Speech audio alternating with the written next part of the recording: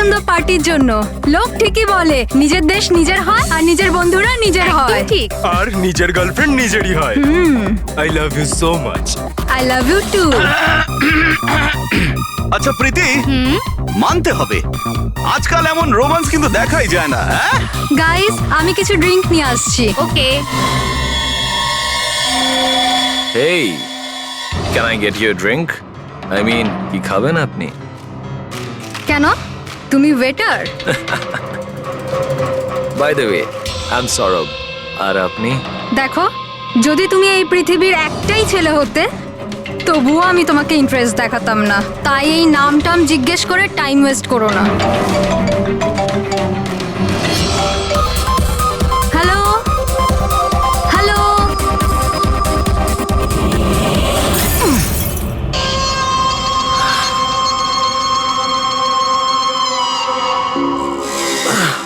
Hello hello, শুনতে পাচ্ছি না, জোরে বল। আরে কিচ্ছু শুনতে পাচ্ছি না। আরে এখানে নেটওয়ার্কও নেই। হ্যালো হ্যালো,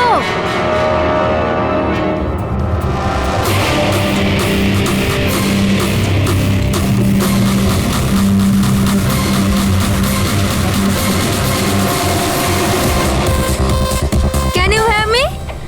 তনিশা, নেটওয়ার্ক কি করে চলে গেল?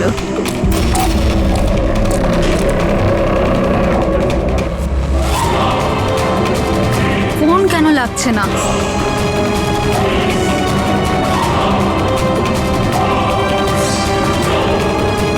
হ্যালো আয়েশা, আয়েশা তুই আমার কথা শুনতে পাচ্ছিস?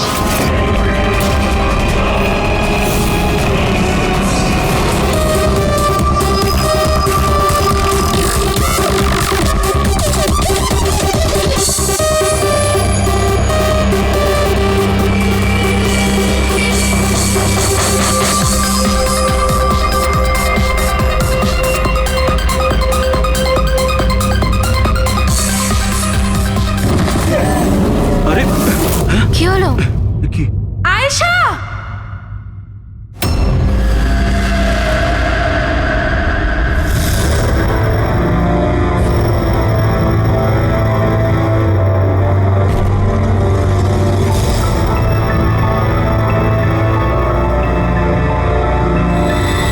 কি করে হলো এগুলো?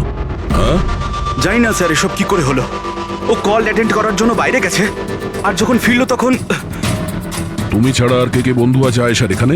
স্যার এ হলো প্রীতি, আর এ হলো বিশাল স্যার, আয়েশার বয়ফ্রেন্ড। দেখে তো মনে হচ্ছে আয়েশার কারোর সঙ্গে হাতাহাতি হয়নি।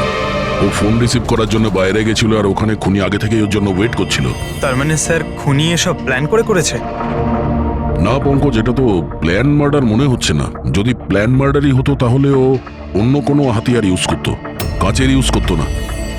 তার মানে হঠাৎ কেউ একজন হয়তো খুব রেগে যায় আয়েশার উপর আর তারপর মেরে দেয়। মনে হচ্ছে তো এরকমই ফ্রেডি। আয়েশার এখানে কারোর সঙ্গে ঝগড়া টগড়া হয়েছিল? কোনো তর্ক বিতর্ক? হ্যাঁ, এরকম চুপ করে থাকলে কিন্তু কাজ হবে না। এই যে সিসিটিভি ক্যামেরা আছে, দেখলে সবই আমরা জানতে পারবো। সরি স্যার, সিসিটিভি ক্যামেরা কাজ করছে না। হোয়াট? সিসিটিভি কাজ করছে না? এত গাফিলতি? স্যার ওই কাল শেষের গানটার কারণে ধোয়ার জন্য হয়তো কোনো টেকনিক্যাল ফল্ট দেখা গেছে। আমি তাড়াতাড়ি ঠিক করব। তুমি তো তখন ঠিক করাবে যখন তোমার ক্লাব আবার খুলবে। কেস সলভ না হওয়া পর্যন্ত তোমাদের ক্লাব বন্ধ। স্যার আমার মনে হচ্ছে এই খুন সৌরভ করেছে। বড় লোকের বিগড়ে যাওয়া ছেলে। Hey, can I get you a drink? I mean, কি খাবেন আপনি? কেন? তুমি ওয়েটার? By the way, আমি সৌরভ। আর আপনি? দেখো, যদি তুমি এই পৃথিবীর একটাই ছেলে হতে তবুও আমি তোমাকে ইন্টারেস্ট দেখাতাম না। তাই এই নামটাম জিজ্ঞেস করে টাইম ওয়েস্ট করো না।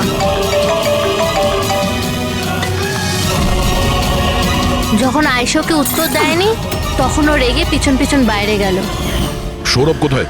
স্যার ও তো নেই। তোমাকে বলেছিলাম না আমি, কেউ এই ক্লাব থেকে বাইরে যাবে না। স্যার যেতে দিইনি আমি। হয়তো ও অপরাধ করার পরেই পালিয়ে গেছে, আয়েশার ভেতরে আসার আগেই। এই আয়েশা আর সৌরভ বাইরে কোন দিকে গেছিল? স্যার ওইদিকে।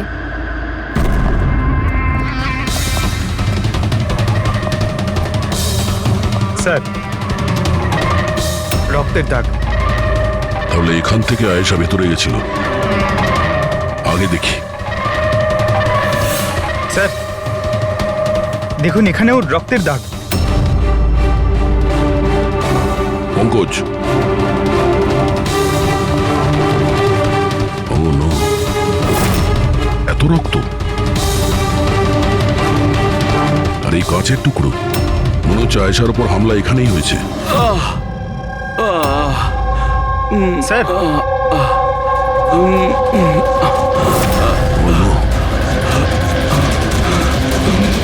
আচ্ছা, এ সৌরভ নয় তো?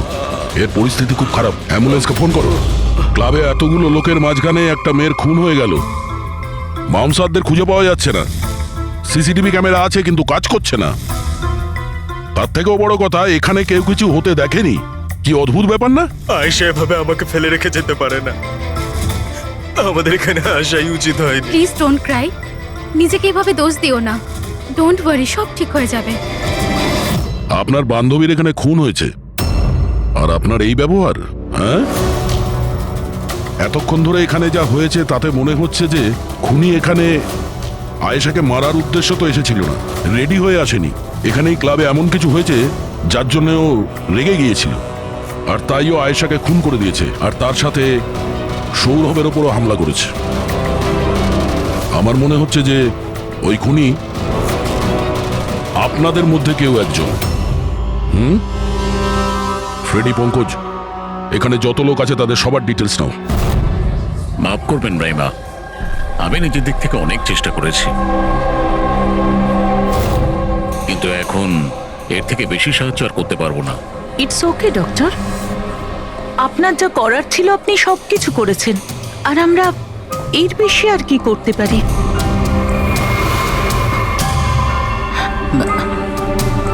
What happen doctor? আপনি ঠিক আছেন তো? হ্যাঁ, আমি ঠিক আছি। আমার একটা অস্বস্তি হচ্ছে। Excuse me. কোথায় যাচ্ছেন আপনি? আমি ওয়াশরুম থেকে আসছি। তানিশা, আয়েশার মৃত্যুর আগে তোমার সাথে ওর ফোনে কথা হয়েছিল, তাই না? আচ্ছা, ওই ফোন কলের ব্যাপারে আমাদের কিছু ডিটেলে বলতে পারবে? স্যার, ডিস্কোতে খুব জোরে মিউজিক বাজছিল বলে আমি বেশি কিছু শুনতে পাইনি। হ্যাঁ, কিন্তু আমি ওকে এটা বলতে শুনেছিলাম, কি হয়েছে বলো না, কি হয়েছে? তোমার কি খুব কষ্ট হচ্ছে? ডাক্তারের কাছে নিয়ে যাব? এটা তুমি কি করছো? মানে আয়েশা এইসব কথা ওই খুনির সঙ্গে বলছিল? স্যার, এর থেকেও বেশি অবাক হওয়ার বিষয় এটাই যে আয়েশার খুনি ওকে বলছিল এখান থেকে পালিয়ে যেতে। আশ্চর্য ব্যাপার, খুনি আয়েশাকে পালিয়ে যেতে বলছিল, অথচ আয়েশা খুনির চিন্তা করছিল। আচ্ছা, তুমি একটা কথা বলো তো, তুমি ওই ভয়েসটা চিনতে পারবে যার সাথে আয়েশা কথা বলছিল? না স্যার। স্যার, কিন্তু খুনি যখন আয়েশার ব্যাপারে এত চিন্তা করছে তাহলে ওকে মারলই বা কেন? সেটাই তো, খুনি ভিকটিমের চিন্তা করছিল আর ভিকটিম খুনির চিন্তা করছিল।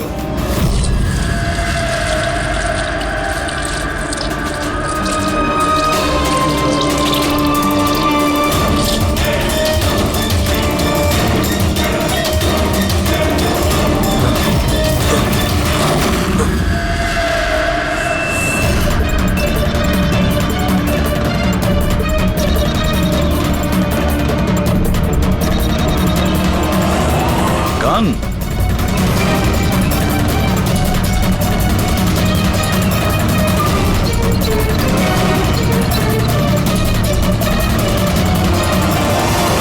স্যার, ওর যেখানে গুলি লেগেছে সেটা ছাড়া ওর শরীরে আর কোথাও আঘাতের চিহ্ন নেই। মনে হচ্ছে খুনি হঠাৎ এখানে এসে ওর উপরে গুলি চালিয়ে দিয়েছে। এরকম হতেই পারে। এই দেখো, এখানেও রক্ত। একটা কথা বুঝতে পারছি না স্যার, খুনি গানটা এখানে ফেলে রেখে গেল কেন? ও তো নিজের সঙ্গে গানটাকে নিয়েও যেতে পারত। সেটাই তো আশ্চর্য ব্যাপার যে খুনি এই গানটা এখানে এই ক্রাইম স্পটে কেন রেখে গেছে?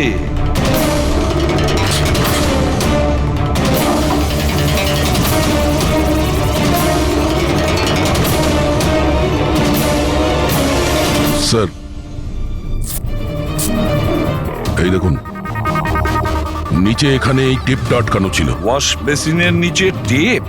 মনে হচ্ছে এখানে টেপ দিয়ে কিছু আটকে ছিল, যেটা এখন এখানে নেই। হতে পারে এই কেসের সঙ্গে রিলেটেড কিছু। নিশ্চয়ই, দেখতে হবে।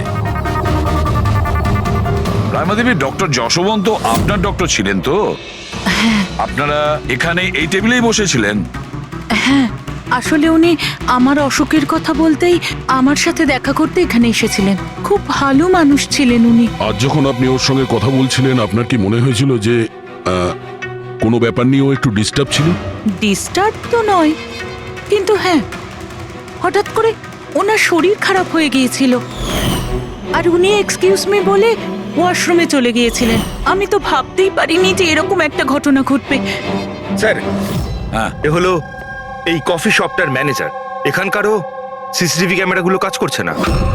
স্যার, 2 ঘন্টা আগেও তো কাজ করছিল, কিন্তু হঠাৎ করে টেকনিক্যাল প্রবলেম হয়ে যায়, সেই জন্য ইঞ্জিনিয়ারকে ডেকেছি আমরা।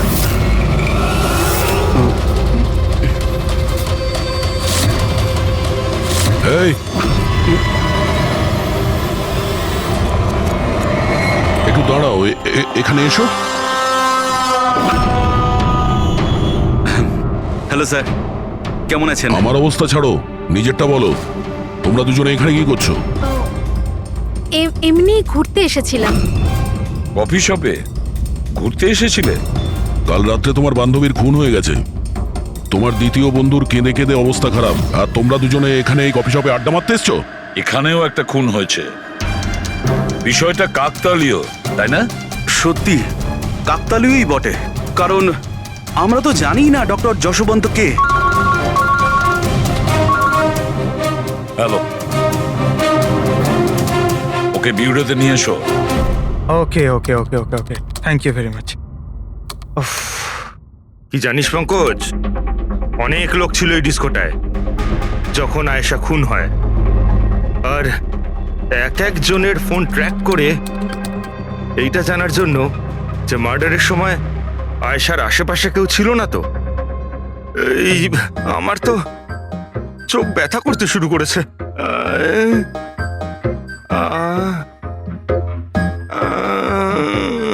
আরে স্যালাডগুলো চোখে লাগানো বন্ধ করুন ফ্রেডি স্যার। আরো কত লোকের নাম্বার ট্রাই করতে হবে, কাজ করুন। ভগবান। সৌরভ, এখন তোমার শরীর কেমন? শরীরের আঘাত না হয় আজ নয় কাল ঠিক হয়েই যাবে স্যার, কিন্তু যা আমি ওই দিন দেখলাম সেটা হয়তো সারা জীবন কোনোদিনও ভুলতে পারবো না আমি। না আমি ওই পাবে যেতাম, আর না আমি আয়েশার চিৎকার শুনতে পেতাম। কিন্তু আয়েশার পিছন পিছন তো তুমি গিয়েছিলে, ও তোমার সঙ্গে ভালো করে কথা বলেনি সেই জন্য। এই কথাটা সত্যি স্যার যে আমি আয়েশার পেছনে গিয়েছিলাম, কিন্তু আমি যখন ওকে ড্রিঙ্ক অফার করলাম ও বারণ করে দিল স্যার। ইনফ্যাক্ট ও আমার ইনসাল্টও করলো স্যার। তাই আমার খুব খারাপ লেগেছিল স্যার, আর তাই আমি ওর পিছু নিয়েছিলাম। ও মাই গড, কে করলো এইসব কিছু? চলো তোমাকে আমি হসপিটালে নিয়ে যাই। হেই দাঁড়াও, আরে দাঁড়াও। আর তারপরে? স্যার, আমার এখনো মনে আছে যখন আমি ওর রিস্টটা ধরেছিলাম স্যার, সেটা একেবারে নর্মাল ছিল না। ওটা নর্মাল মানুষদের রিস্ট ছিলই না। আমার খুব অদ্ভুত ফিল হয়েছিল স্যার।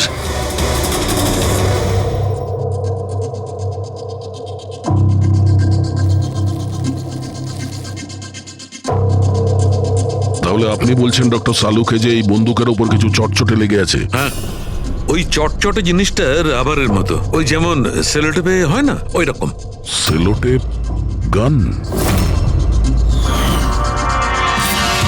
ও, তাহলে খুনি আগে থেকেই ওয়াশ বেসিনের নিচে গানটাকে লুকিয়ে রেখেছিল। তাহলে এই মার্ডার একটা প্ল্যান মার্ডার ছিল। হ্যাঁ, কিন্তু এই বন্দুকটা যেটা দিয়ে ভিকটিমকে খুন করা হয়েছে, আর এই কাঁচ যেটা দিয়ে আয়েশাকে খুন করা হয়েছে, এই দুটোতেই কোনো ফিঙ্গারপ্রিন্টস পাওয়া যায়নি। কিন্তু ভাই, এই কাঁচটার টুকরোর ওপর একটা বিশেষ ধরনের কেমিক্যাল লেগে আছে, যেমন ধরো প্লাস্টিক কেমিক্যাল।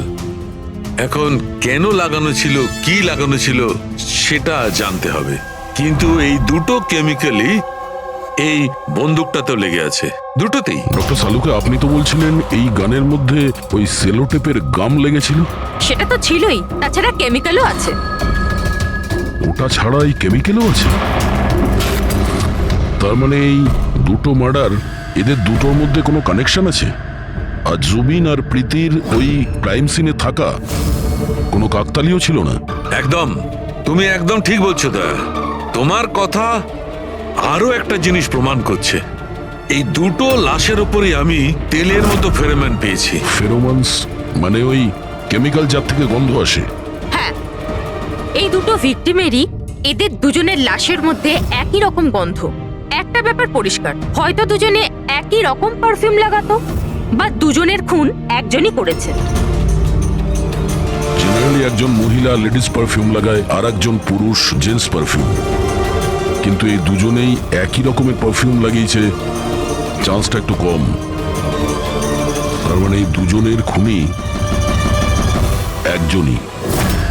আয়েশার মৃত্যুর ব্যাপারে দুটো কথা জানা গেছে। এক, ওর বন্ধু তানিশা বলেছে, আর দ্বিতীয়টা সৌরভ বলেছে।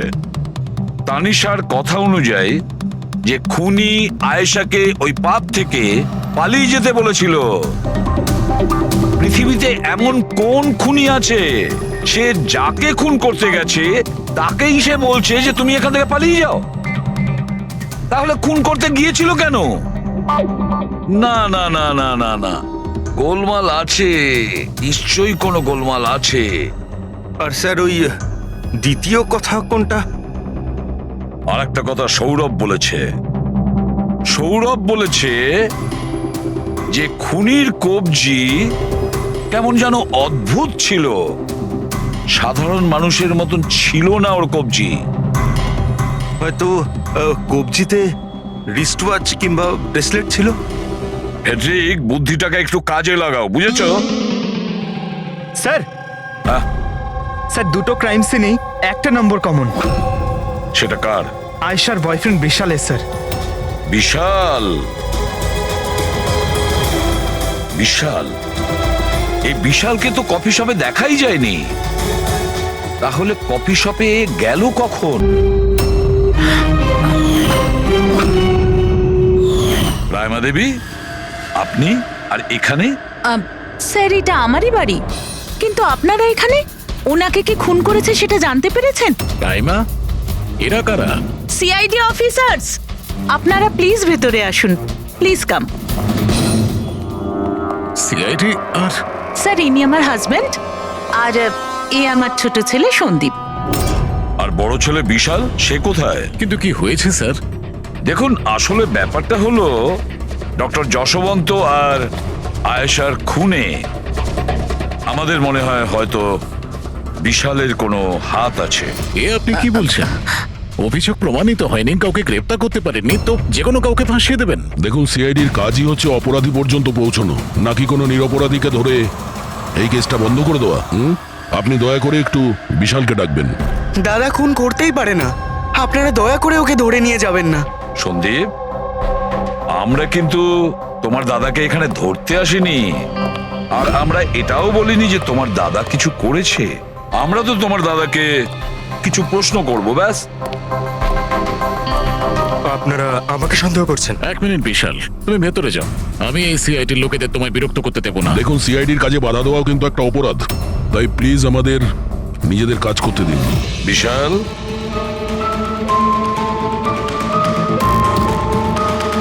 ডক্টর যশবন্ত খুন হয়েছেন ওই ক্যাফেতে, আর তুমি সেই মুহূর্তে ওই ক্যাফেতে ছিলে। কেন, কিসের জন্য গিয়েছিলে ওখানে তুমি? স্যার, আমি তো ওখানে জুবাইন আর প্রীতির সাথে দেখা করতে গেছিলাম। আমি জানতাম না যে আঙ্কেল ওখানে হঠাৎ মায়ের সাথে দেখা করতে আসবেন। আয়েশার সাথে তোমার ঝগড়া চলছিল না? আমি ভীষণ কষ্ট পেয়েছি স্যার ও মারা যাওয়ার পর। আমি জানি না ওকে ছাড়া আমার বাকি জীবন কিভাবে কাটাবো। আমি কিছুদিন একা থাকতে চাই। ঠিক আছে, তুমি গিয়ে রেস্ট নাও। এরপরে কিন্তু দেরি করা যাবে না।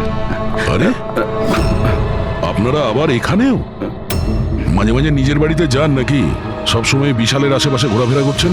না স্যার, এমন কোনো কথা নয়। অ্যাকচুয়ালি ও খুব হতাশ হয়ে থাকে, ভাবলাম ওর সাথে থাকলে ভালো হয়। খুব গভীর বন্ধুত্ব, হ্যাঁ? জুবিন, প্রীতি, বিশাল, কড়া নজর রাখতে হবে এই তিনজনের ওপর।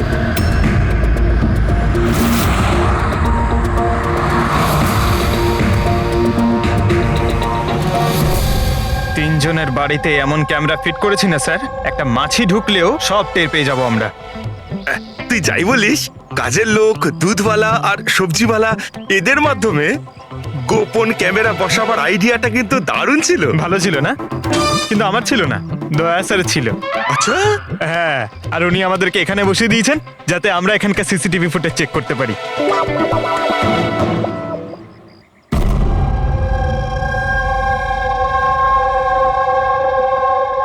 আরে বস, বস একটা বড় সূত্র হাতে এসেছে যেটা এই কেসটার সলভ করতে সাহায্য করবে। সেটা কখন বলবে? আরে বলছি তো। আরে তাহলে বলো তাড়াতাড়ি। আরে ভাই, নিঃশ্বাস তো নিতে দাও। তোমার মনে আছে ওই যে ভাঙা কাঁচের টুকরোটায় আমি প্লাস্টিক কেমিক্যাল পেয়েছিলাম? হ্যাঁ ডক্টর সালুকে, কি ওই কেমিক্যালটা? ওটা হচ্ছে গ্রাফিন, যেটা নকল চামড়া, আর্টিফিশিয়াল স্কিন বানানোর কাজে লাগে। Artificial skin, aesthetic skin, aesthetic skin, aesthetic. দয়া, মনে আছে সৌরভ কি বলেছিল?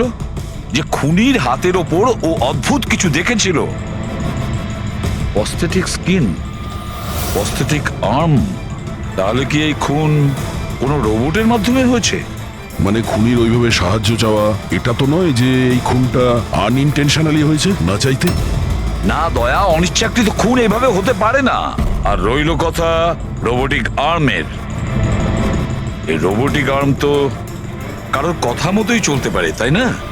আচ্ছা সালুকে, এমন কোনো লোক আছে যে এই রোবোটিক আর্ম বলো, অস্থেটিক আর্ম বলো বা রোবোটিক আর্ম বলো, এই সব কিছুর ব্যাপারে খুব ভালো রকম দখল আছে? হ্যাঁ আছে তো, ডক্টর জাসমিন। তাহলে দেখা করা যাক ওই ডক্টরের সঙ্গে।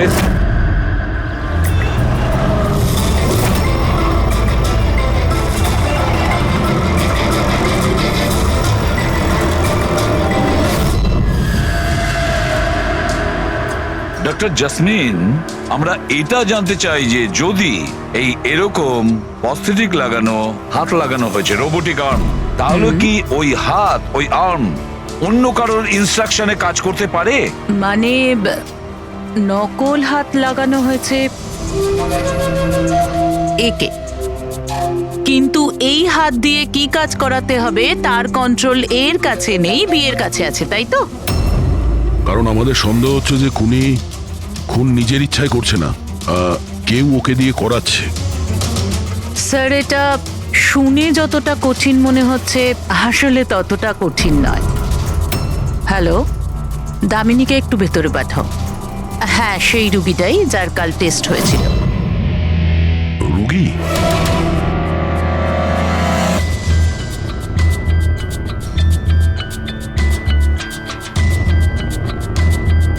স্যার, দামিনীর ডান হাতটা ফ্যাক্টরিতে কাজ করার সময় মেশিনে কাটা পড়েছিল। হ্যাঁ স্যার, মেশিনে আমার হাত ঢুকে গিয়েছিল। তাই জন্য ওকে নকল হাত লাগিয়েছি, যার কন্ট্রোল মানুষের ব্রেনের দ্বারা হয়। একটা নকল হাত মানুষের মাথা দিয়ে কাজ করছে কি করে? স্যার, সায়েন্স খুব উন্নতি করেছে। আসলে এই ধরনের নকল হাত সায়েন্সের একটা খুব বড় আবিষ্কার।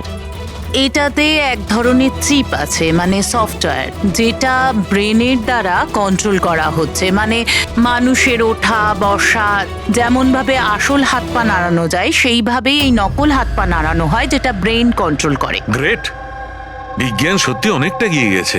সত্যি রোবোটিক আর্ম।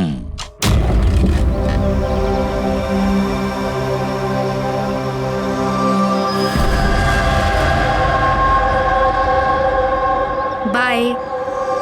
ওরা ওখানে হাত করছে আর আমরা এখানে গাড়িতে বসে আছি।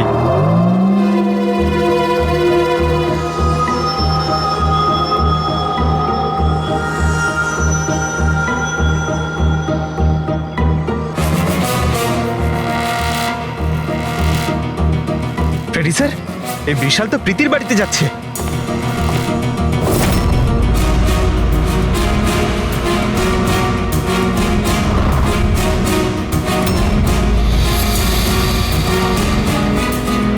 বিশাল, তুমি টেনশন করো না, কেউ কিচ্ছু জানতে পারবে না। আমরা কোনো না কোনো উপায় ঠিক বের করব, ওকে? এ নাও কফি খাও।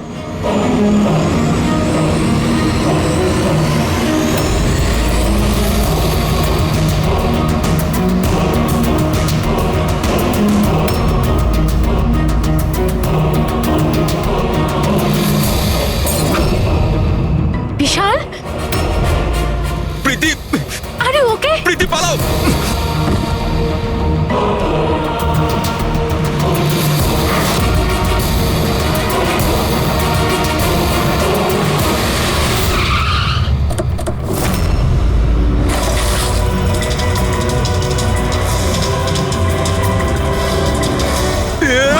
বিশাল, না, বিশাল ছাড়ো।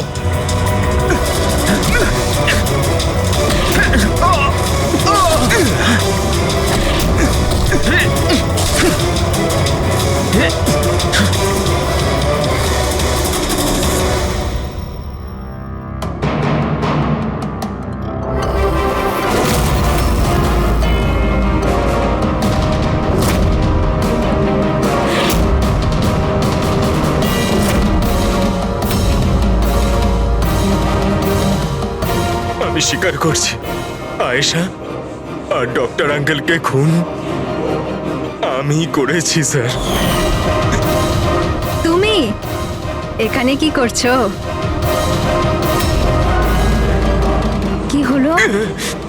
কি হচ্ছে এটা? আমি বুঝতে পারছি না কি হচ্ছে আমার হাতে। কিছু প্রবলেম? কি হচ্ছে বলছো না কেন কিছু? ডাক্তারের কাছে নিয়ে যাব?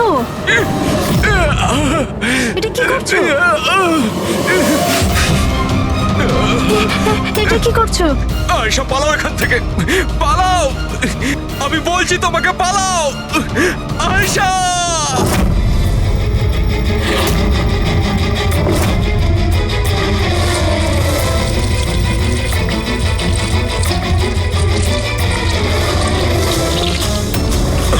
ডক্টর পালিয়ে যাও এখান থেকে। কি করছো এগুলো? আমি কি করবো স্যার, আমার নিজের হাতের উপরে কোনো কন্ট্রোল নেই। কি তোমার হাত তোমার কন্ট্রোলে থাকে না? এর মানেটা কি? জানি না, হঠাৎ করে মাঝে মাঝে কি হয়ে যায়। সেই কারণে তুমি আয়েশাকে ওখান থেকে চলে যেতে বলেছিলে? হ্যাঁ স্যার, আমি আয়েশাকে ওখান থেকে পালাতে বলেছিলাম। আয়েশা পালাও এখান থেকে, পালাও। আর আমি অনেকবার চেষ্টা করেছিলাম যাতে আমি ডক্টর আঙ্কেলের কোনো ক্ষতি না করি। ডক্টর, পালাও এখান থেকে তুমি। একটা কথা বলো, কেন গিয়েছিলে তুমি ওই ক্যাফেতে? আমি ওখানে ডক্টর আঙ্কেলের কাছে আমার হাত ঠিক করাতে গেছিলাম, আর জুবেইন, প্রীতি আমাকে সাহায্য করছিল, কারণ আমি আমার বাড়িতে বলতে পারতাম না যে আয়েশাকে আমি নিজের হাতে খুন করে দিয়েছি স্যার। আমি জানি স্যার, আমার কথায় বিশ্বাস করাটা খুবই কঠিন, কিন্তু সত্যি এটাই, খুন আমি নয়, বরং আমার হাত করেছে। ডক্টর জাসমিন, বিশাল যা যা বলছে সেটা সত্যি? আমি বলতে চাইছি যে এটা কি সম্ভব যে একটা রোবোটিক আর্ম নিজে থেকেই ডেভেলপ করে আর সেই কারণেই তার মনে হয়েছে যে খুন করা যেতে পারে? চান্সেস কম স্যার,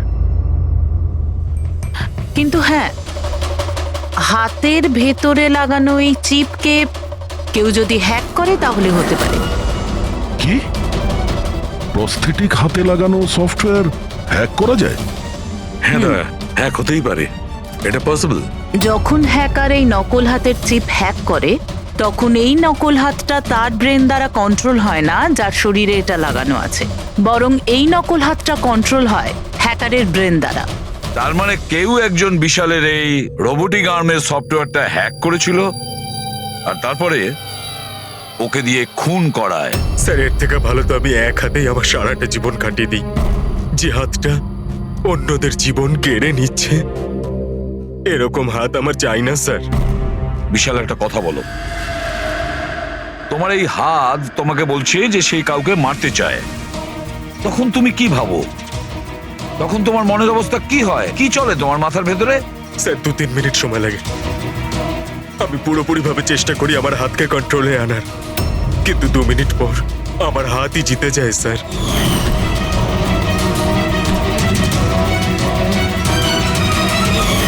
চিন্তা করো না, এবার আমরা তোমার এই রোবোটিক আর্মের ভেতরে একটা ট্রান্সমিটার ফিট করব, আর যার থেকে আমরা জানতে পারবো যে ও কাউকে মারতে চায় বা হয়তো কারোর থেকে ইনফরমেশন পাচ্ছে যে তুমি গিয়ে খুন করো, সেটাও আমরা জানতে পারবো।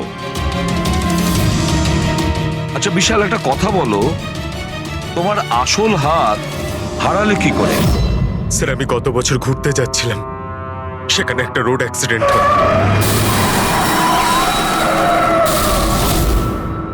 ব্যাস। জীবনে আমাদের অনেকবার পরীক্ষা দিতে হয়। স্যার আমার পরীক্ষা তো শেষ হওয়ার নামই নিচ্ছে না। যখন নকল হাত নিয়ে সারাটা জীবন কাটাবো ভেবে নিলাম, তখন এই হাতটাই আমার জীবন শেষ করে দিচ্ছে স্যার। বিশাল, আমরা তোমাকে কথা দিচ্ছি, না তো তোমার একটা হাত দিয়ে জীবন কাটাতে হবে, আর না তো ওই আসল অপরাধী স্বাধীনভাবে ঘুরতে পারবে।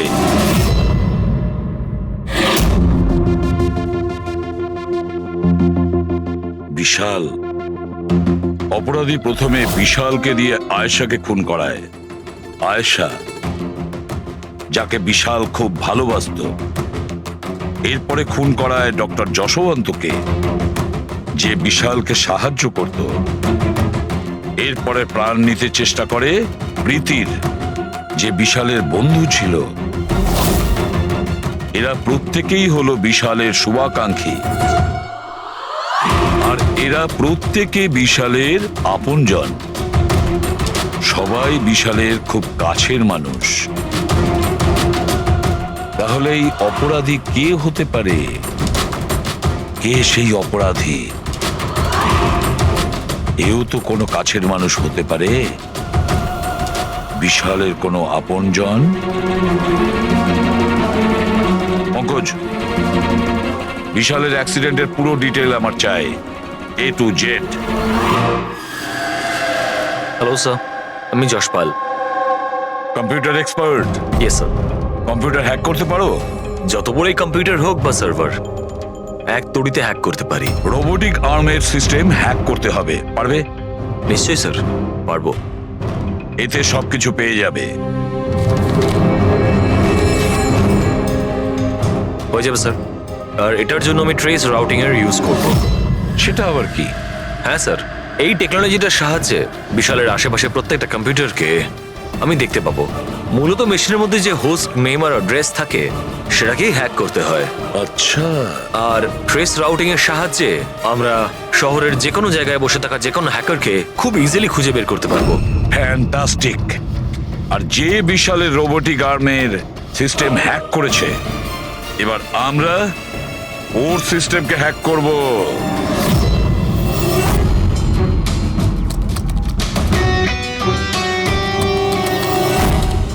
এই দেখুন স্যার, এই সময় বিশালের আশেপাশে এই সব কটা কম্পিউটার অ্যাক্টিভ রয়েছে, আর এর মধ্যে হয়তো কোনো একটাই ওই হ্যাকারের। শুধু একবার জানতে পেরে যাই ওই কম্পিউটারটা কোনটা, তাহলেই কাজটা সহজ হয়ে যাবে। যশপাল, তাড়াতাড়ি করো, আমাদের হাতে সময় কম। বিশাল আজকে আমাকে বাড়িতে কেন ডাকলো? আঙ্কেল আন্টিও নেই, জানি না কি ব্যাপার।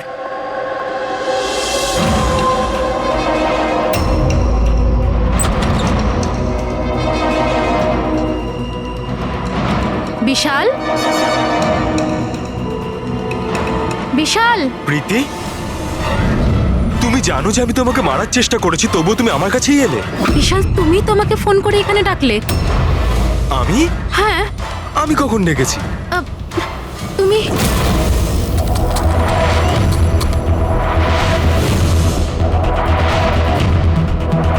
নো!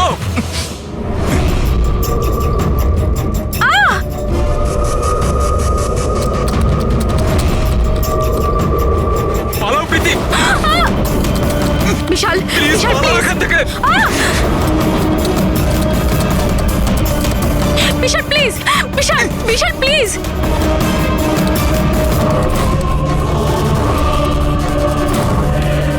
ইয়েস স্যার, ওই হ্যাকারের লোকেশন পেয়ে গেছি।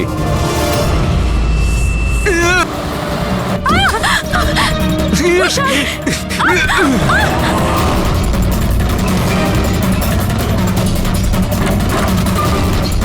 স্যার আপনি এখানে কি করছেন? বিশাল প্লিজ।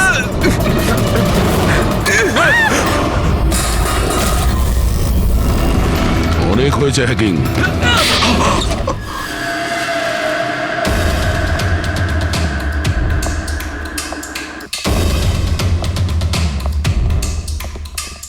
আবার এসে গেলেন আপনারা।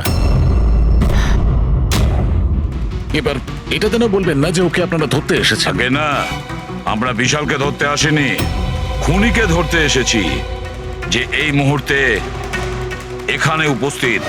উনি এখানে? কি বলছেন আপনি? আপনি আপনার মিথ্যে অভিযোগ কার ওপর লাগাবেন? মননবাবু, গত বছর একটা গাড়ির অ্যাক্সিডেন্ট হয়েছিল খান্ডালাতে। 3 জন ছিল ওই গাড়িতে। 22 বছরের ছেলে বিশাল, 15 বছরের ছেলে সন্দীপ, আর 9 বছরের ছোট বাচ্চা সোনিয়া। গাড়ি বিশাল চালাচ্ছিল। গাড়ির অ্যাক্সিডেন্ট খুব সাংঘাতিক হয়েছিল। বাচ্চা মেয়ে সোনিয়া স্পট ডেড হয়ে গেছিল। আর সন্দীপ প্যারালাইজড হয়ে গেছিল। ও এখনো চলতে পারে না। এসব আপনি কি করে জানলেন আঙ্কেল?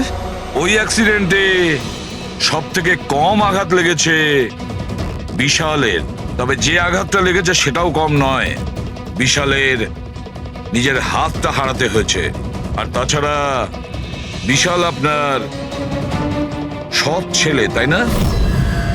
স্যার, বিশাল আমার কাছে নিজের সন্তানের মতোই। আমি আপনাকে রিকোয়েস্ট করছি, আপনি বিশালকে আমার সৎ ছেলে বলবেন না। আই এম সরি মদন বাবু, যদি সব বাবা আপনার মতন ভাবতো তাহলে তো ভালোই হতো। যদি রায়মা দেবী এভাবে ভাবতেন। কি রায়মা দেবী? আচ্ছা, আপনার মনে অনেক রাগ জমে আছে, তাই না বিশালের জন্য? কারণ বিশালের জন্য আপনি আপনার নিজের মেয়েকে হারিয়েছেন, আর আপনার নিজের ছেলে সারা জীবন চলাফেরা করতে পারবে না। আপনি কি বলতে চাইছেন? আমরা কি বলতে চাইছি ওটা এক্ষুনি জেনে যাবেন। পঙ্কজ,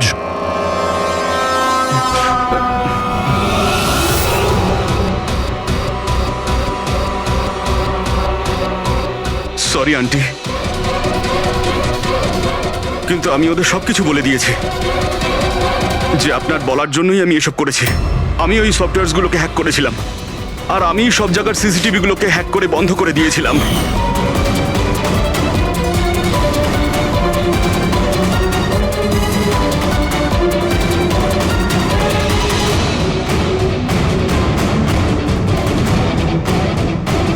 বিশালের থেকে প্রতিশোধ নেওয়ার জন্য আমি ওর গার্লফ্রেন্ডকে মেরেছিলাম।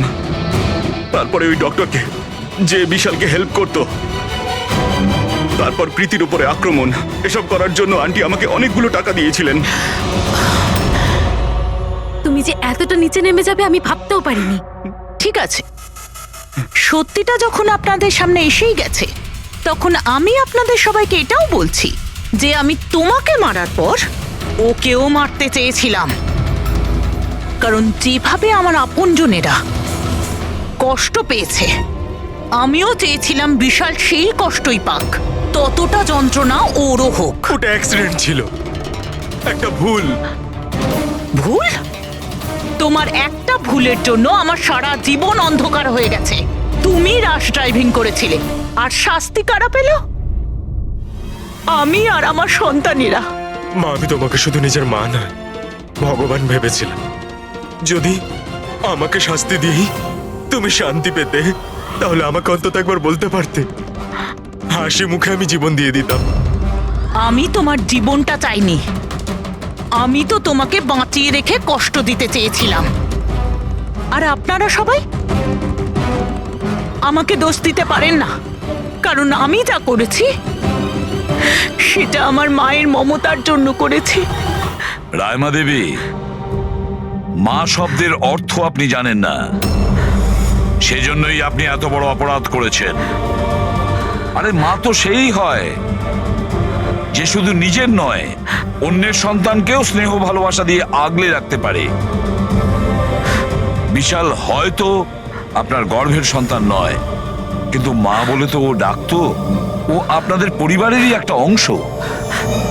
কোনো মাই তার ছেলের ওপর এইভাবে প্রতিশোধ নিতে পারে না। সেটাও এত ঘৃণ্য? দুটো লোকের প্রাণ নিয়েছেন? না রায়মা দেবী, আপনি বড় ভুল করেছেন, বিশাল ভুল করেছেন। আদালত আপনাকে কোনোদিন ক্ষমা করবে না, কোনোদিন ক্ষমা করবে না। কঠোরতম শাস্তি হবে আপনার।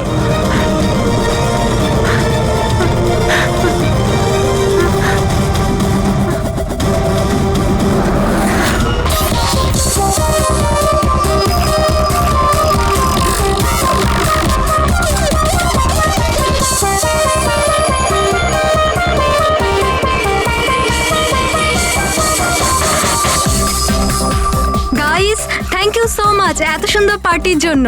লোক ঠিকই বলে নিজের দেশ নিজের হয় আর নিজের বন্ধুরা নিজের হয়। ঠিক। আর নিজের গার্লফ্রেন্ড নিজেরই হয়। I love you so much. I love you too. আচ্ছা প্রীতি, মানতে হবে আজকাল এমন রোমান্স কিন্তু দেখাই যায় না। হ্যাঁ গাইস, আমি কিছু ড্রিঙ্ক নিয়ে আসছি। Okay. Hey, can I get your drink? I mean, কি খাবেন আপনি? কেন, তুমি waiter? By the way, I am Sourav. আর আপনি? দেখো, যদি তুমি এই পৃথিবীর একটাই ছেলে হতে তবুও আমি তোমাকে ইন্টারেস্ট দেখাতাম না। তাই এই নাম টাম জিজ্ঞেস করে টাইম ওয়েস্ট করো না।